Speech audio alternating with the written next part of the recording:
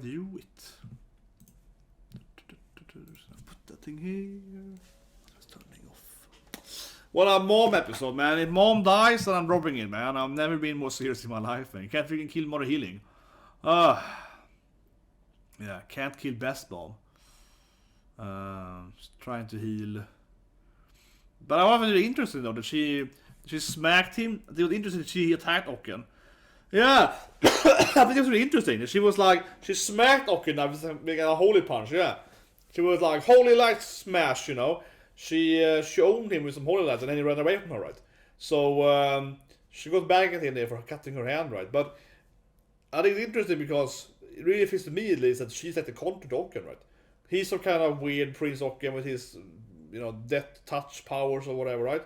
Some paralyzing death touch kind of thing going on there and so on. And yeah, she smacked him. And she was like, that was like a flashlight kind of attack. Why was he so afraid of me, right? Of course, he was weirdly afraid last episode, so maybe he's got afraid because he's a weird character, right? He got some mental issues. But I would think that, you know, because he kind of, like, I don't know, rebirth himself, something weird, right? From when Anne got him in his face here, he kind of sucked the blood back in, right? So his dark blood kind of went back into his body, right? So really a character. So I just, you know, pretty classic elemental thing. It feels like she's weak to light magic, right? Like she has typical like paladin powers. She has some kind of light, you know, she's like the best healer in the anime, right? But also the only person. I mean, think about it. She's like the only healer in the anime, but she's like the healer, top healer, right? But she's more like a paladin, right? You know, she got the healing magic and like, you know, different light magic, right? You know, like a light attacks, yeah. So she is maybe the natural counter to him, right? But honestly though, I'm gonna think that she won't die until Boji gets it though. I'm thinking about it. She probably won't die unless Boji is there to watch it, right? Typical sad anime. Yeah, honestly, it would be kind of strange. Honestly, I didn't think about that when she got stabbed by or sliced, I guess, whatever, cut by Okken. But when I think about it now, she probably won't die until at least Boji or dies there, right? Because there's so much focus on her being the best mom ever. I have a very hard time seeing her dying in the courtyard. Of course, trying to save her son, right? Trying to be the coolest mom ever. But still, though, like her son isn't there, right? So it'd be kind of weird to have this like badass mom death scene, you know, epic mom death scene, and the children aren't there, right? That'd be weird. Look at Attack on Titan, okay? I think it's fine to spoil episode 1 of Attack on Titan, right? I think that's fine, right? Okay, but you know, when the mom death happens in, I think that obviously Eren is there to see it, right? In episode 1, of course. So I think that spoiler is fine, right? And that's obviously happening in App 1 immediately, right? And he sees it. But that's typical anime. Yeah, it'd be weird if she would die actually, without any of her sons being there, you know, her 2 sons. But Okken is like, this here is weird because yeah, Anne gets in, but he kind of like regrows the blood back in him. He kind of sucks the blood back in, right? And his blood is mostly dark, right? Like obviously blood is kind of dark, but it's like more black blood or something, right? So come on, Lady Hiling, run! And she's like, no, not without my friend. Yeah, that was a great scene there. I mean, it's classic best healing, right? She's like, I can't just leave without my friend, right? You know, he's like, he's a knight, like no, but she's like a, you know, lady warrior knight. I gotta save her, right? You know, she's a honest woman, you know, proper hero. I gotta save her, right?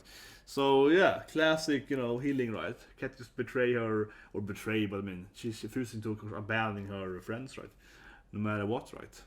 Mother touches. I also love, of course, the ending, right? When she first got married to Bosse. It's like, Mirror's evil! Yeah, I love that. It's like immediately, yeah, and the room like, evil mirror, get rid of it. Yeah, it's like, yeah. So she always knows what's up, right? Hiling always knows what's up. Yeah, she figured out that Miriana mirror was super sinister. Yeah, it took her like a second. That was a great scene, yeah. Very, very intelligent woman. Very good, you know, awareness. That being said, though, maybe she actually can't feel that the mirror is evil because she's a loud magician, kind of like in Baccarat or something, yeah. But like in Hamafura, for example, right? If you're a light magician like Maria, you can actually kind of feel other, like you can feel the reverse dark magic. Yeah, they get like a dark raider, right? The light magician in that anime. So maybe that's it. Maybe she could feel the mirror's evil, like straight up, because she's some kind of paladin, right? So maybe in that sense though. But still, you know, she's like, yeah, aware of evil at least. But obviously, immediately, she's like, get rid of the evil mirror. But one thing that was very interesting, that when Miriam was talking to Bosse, this is interesting here, why she also had to marry Hiling and so on, right? That was an interesting reveal there. So, giants can only have one kid. That was like super strange, yeah. Or the female giants, a man can have more, but super weird setting for our world. I never heard about that before in giants, but I have seen it in all the fantasy, I suppose, though. Not the giants, but with other races, right? So apparently, female giants can only give birth once, for whatever reason, and that means then, of course, that Boji can only literally only have one. He can never have like a full blood history. He can only have half siblings, right? Because his father, of course, can get more kids, but his mom can never do that. But so what Boss said was like, you know, yeah, like, oh, the giants are doomed to perish, right? Because yeah, the race is gonna be diluted, right? You can never like have more than, because I mean, obviously, typically, right, for a race to, of course, keep being, right, it's just the same in reality, right? Like, okay, we see it in Japan, for example, right, they have a very low birth rate, right? So the birth rate should be at least 2, of course, per female, right, to have an average same, you know, number of people being the same race, right? But, you know, normally you have more than 2, right? And in most countries it's a little higher than 2, right? In industrial society, and in developing countries it's higher, of course, than 2 or 3 or whatever. But yeah, so giants can only have one. Very weird thing. It's a kind of curse with the race or something. Very weird rules, right? Why would that be? I feel this is probably gonna come back later in the storyline. Because, I mean, doesn't that sound like a very weird rule thing or something? Because, like, otherwise it would be a very weird evolution. You would have, yeah, you have a woman, female giants, after they give birth, like their womb is destroyed or something. It is, you know what I mean? Like, yeah, it would never happen in reality, right? It would never happen in reality that it would evolve into only being able to give birth once, because it would be really strange. Because obviously the animal, whatever, would die out, right? So, but of course, this animal has a lot of magic, right? So I can see it coming back to that later. That why are giants cursed? Maybe, right? Like the giant race is cursed, right? It's probably something like that. Because yeah, like why would, you know, the giant woman only being able to get birth once? Probably it's an evil curse, right? Whatever, right? It makes her body die or whatever. She gives birth, something like that, right? There has to be something more than that. But anyway, yeah, it explained, of course, why he had to remarry and so on, right? Why he had to marry Hiling. Because obviously, and to no surprise, I mean, that wasn't really a twist or whatever, right? Of course, Miriam was the one that said you can prolong your life, right? Because if you get more children, you can take over the body, whatever. Right? She didn't say take over the body, but she said you could use the child to, you know, prolong your life. So yeah, I mean, basically. Of course, she's the woman behind that strategy, you know, like that. Side note, we saw here, Bebin is gonna go and save Daida, maybe. Almost his boss, though. But what I think about this thing here, as I mentioned last review, I think, or earlier review, is that Bebin, right? He seems to always been very loyal to Daida, right? And also to some extent Boji. He likes Boji, right? So he's kind of like a Daida loyalist, but he's also kind of like likes Boji. And obviously you have different factions, right? You have like boss, Daida, Boji, at least 3 factions, right? And I guess you'll have the Miriano-ish faction into boss. Yeah, whatever, right? But I think Babin is definitely not on boss's side. He feels like he's picking Boji. He feels like he's picking Daida, right? He's number 1. He's a Daida loyalist, as I said, right? Over Bosse. And then Boji, and last, maybe Hiling, probably over other ones. Yeah, so, I mean, I don't know what he's doing here, really, right? That's what I mean, because if he goes in here to save Daida, so to speak, but he knows that Daida is Bosse, right? I think so. So, that's what I mean. Like, why would he free Bosse right now? Because this is Bosse, right? Or maybe he thinks that he can somehow cure him. Maybe Bebin has an idea how to remove Bosse, right? Because he's obviously gonna betray Bosse to save Daida, right? Because again, he's a loyalist to Daida, right? He's probably the most loyal person to Daida. Hiling being, you know, Hiling is Batman of anime. Come on, she's like got the goddamn utility belt. She's like mana utility, hiding all his mana potions. I love it. Yeah, she's prepared for war, baby. Prepared for war. Yeah, best queen ever. You know, the queen anime Batman. Oh, that was great. Hiling, man. But lastly, talking about Uppies then. That was really strange. Okay, yeah, Dorsey was badass. Dorsey was like a torn aura, baby. Got you. And that was good. Okken fighting the Knights or whatever, right? Yeah, I don't know. Despa saying he's like reverse Boji. Definitely personality-wise he's a reverse Boji. But it was like, I don't know what that means. He was like, they can't fight. It's gonna be really bad or something.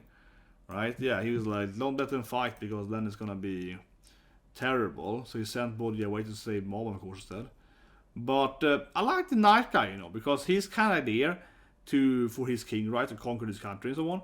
He's there to be, you know, oh, let's go and conquer, you know, Boston's country. But then he's like, damn, Okken is super evil. He's killing these villagers. I'm gonna save them anyway, right? So he's an interesting character because he's clearly supposed to actually just conquer this village, right? Or whatever. So actually probably helps him, Okken, of course, he defeats the military, right? And then he can just take it over. But he's like, now this is wrong to do. I want to save people anyway. Even if they aren't, you know, like my country or whatever. I'm going to save them anyway because this guy is a bastard. Yeah, so, yeah, he's a really good guy, right? You know, he's obviously going against orders. He's obviously going against his king, right? To save the people and stuff. He's like, he's a good knight. He's going to save people, right? So, yeah, he's not a really nice guy. Unfortunately, he might die. Yeah, he's like a really nice guy, but like Despa said, he probably can't defeat Okken at all, right? Even if maybe he has some ideas how to do it, but yeah, like he's obviously like owned, right? So he might die, unfortunately. He's a nice person. Then Hiling doesn't want to run away without the Lady Anne, so she stays to fight anyway. But it was an interesting scene because Upsis is like loyal, right, to Miriano, not Bosse, as I mentioned in earlier reviews, right, and also early action. That makes his position strange, right? Because it felt like earlier, at least, the other masters were kind of like loyal to, at least some of them were loyal to Bosse, right? That's why, like Domas, at least for a short bit, at least, and that's why they were doing what they were doing, right? But he, of course, not when he betrayed the body. I mean, after that, when he returned to learn that, you know, Bosse was and so on. But anyway, but Apis, he learned the truth, right? That it's like, oh, this is Bosse or whatever. But he's actually not, of course, loyal to Bosse. He's a Lady Miriano loyalist. He followed Miriano. So this was kind of surprising scene because then he decided to betray Miriano to save Hiling, right? Which of course he knows that Hiling hates, or sorry, Miriano hates Hiling because Miriano is in love with Bosse, right? So she's angry that Hiling got, you know, to get pregnant, right? So yeah, so she kind of jealous, right? And the whole thing. So he knew that, yet they saved him, and then he's like, I can't betray them because like they're my friends, so I want to help them, but I also want to help you. So it was like a really weird thing with him because he was like, I just kind of want to help you both or something. He was like, I know you hate them, and I can't hate them or something, so I just gonna help both sides. Yeah, it was strange. But also weird with Miriano being like, I understand. I knew you were in love with them. I knew you hated your best friend, so I'm not angry at you. That was like weird. She was like, yes, you betrayed me, Appius, but I'm not angry at you because obviously this guy's your best friend, so whatever. She was kind of like, yeah, whatever. I accept that you betrayed me. I'm not angry. It's like a very strange scene. But I guess in the end, he kind of helped them a little bit. And that was allowed or something. Yeah, a little bit like, oh, I have to save them a little bit. But then he got owned. That was very strange. That was the main and the end there. He got, he was getting pissed off, right? And then he just got off screen or something. That was very strange. But maybe Miriano told him to lose the purpose of them because the strangest thing with him getting off screen owned is that Miriano, they can turn into gold or Visage, she can become gold or diamond, right? Why would she stop using her protection spell after he got betrayed? That's probably the weirdest thing because the weirdest thing with that thing. But they tricked him and betrayed him, whatever, right? But why would she drop her guard afterwards? Wouldn't she still use her defensive magic? Even if that doesn't matter. So that I think is a strange with that thing. That they betrayed him off screen with something. We'll probably get explained next episode, right? But again, why was she then dropping her magic armor? So, this maybe something more to it, right? Maybe she told him to lose on purpose to trick them or something. You know, it might be a ruse, right? That was strange. But anyway, guys, yeah, see you guys for tomorrow with Beclover. Hope it's by tomorrow. The Harlem show is by tomorrow, right? That's probably tomorrow, yeah. We have the Harlem show, like 1 million waifus, the guys in the future. Every man is dead, right? So every man is dead, and it's only him and like 2-3 other guys. Like 4 guys, I think. That's 5 men and like 50 billion females. Yeah, she met the Harlem. That's back tomorrow. Oh, Vanitas is back tomorrow. Forgot about it. Vanitas, Harem, and Black Clover tomorrow. Yeah, Vanilla Spec tomorrow. And the Emotional Course we saw last year, season 1, second core now then. That's tomorrow, yeah, of course. Gotta watch the Vanitas with Jean, right? Gotta date with Jean, yeah. So, see you guys, someone. Have a great day.